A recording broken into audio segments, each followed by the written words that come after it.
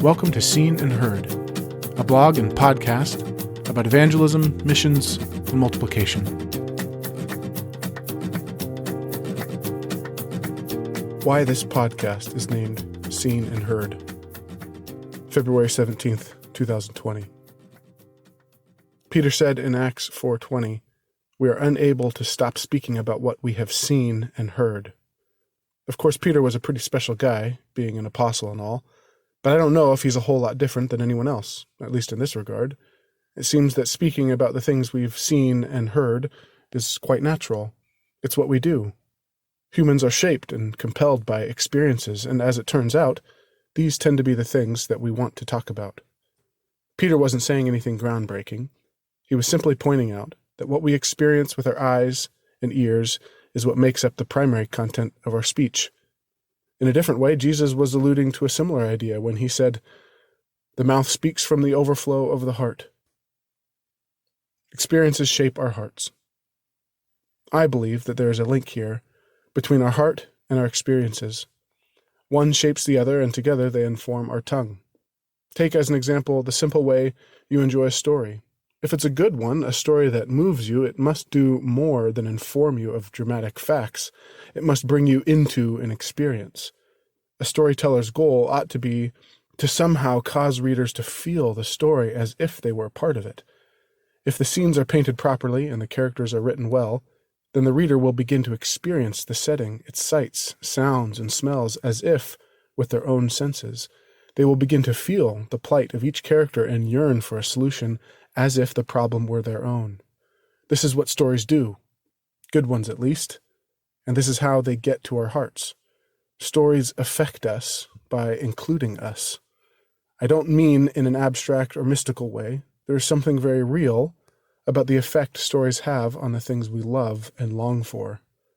In this sense, the gospel, as a good story, the best, is just like every other. The gospel is a story that gets to our hearts by including us in it. It does this better than any other story we will ever be told. The gospel is not simply a set of dramatic facts, though it is that. It's just not simply that. It is a story that is intent on bringing those who hear it into an experience, one that gets to their hearts, and hopefully transforms it. Our hearts overflow. If the eyes are a window to the soul, per Shakespeare, not necessarily the Bible, then our mouths are windows to the heart. This is why what we speak is so important.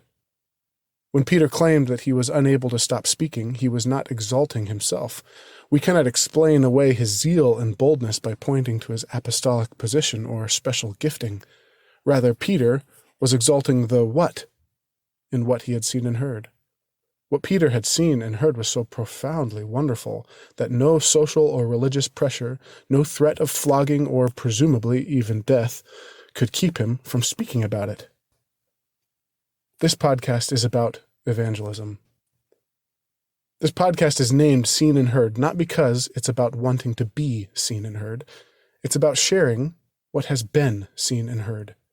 This is what evangelism is. As Christians, if we have been saved by the gospel of Jesus, then there is something that we have seen and heard that we must speak about. In that way, evangelism is surprisingly simple. It is sharing the experience that has shaped and filled our hearts. This ought to be quite natural. The question becomes, how can we, like Peter, cultivate a lifestyle of evangelism so that it doesn't take effort to begin speaking as much as it takes effort to stop?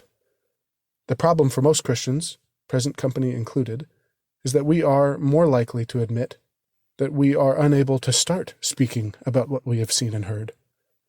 Hopefully this podcast will help. The first step would be to make sure that the experience we want to share is the same as Peter's. What he had seen and heard is no different than what we have seen and heard, if we have been truly saved. Jesus.